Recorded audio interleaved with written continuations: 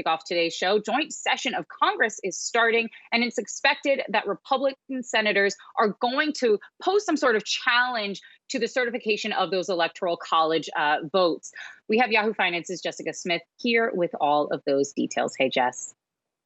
Hey, Kristen, just in the past few minutes, we did get a letter from Vice President Pence, and he says that he is not going to try and block Biden's elector.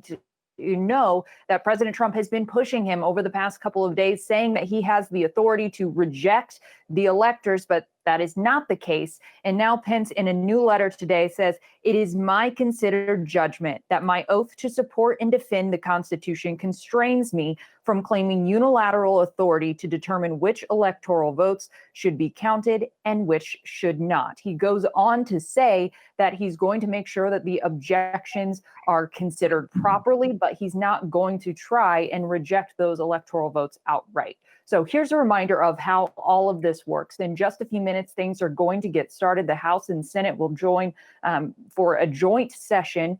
They will be there with Vice President Pence. He will be presiding over this entire process. Then the electoral votes from each state will be read in alphabetical order.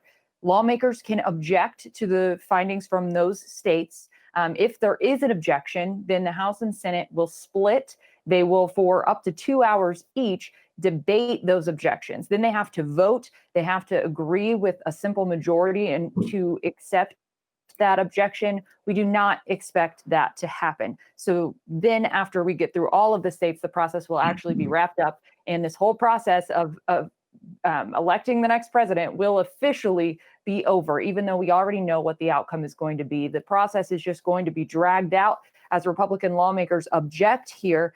We don't know exact timing, but Senator Blunt just told reporters that McConnell has indicated that at least 3 states will have some objections.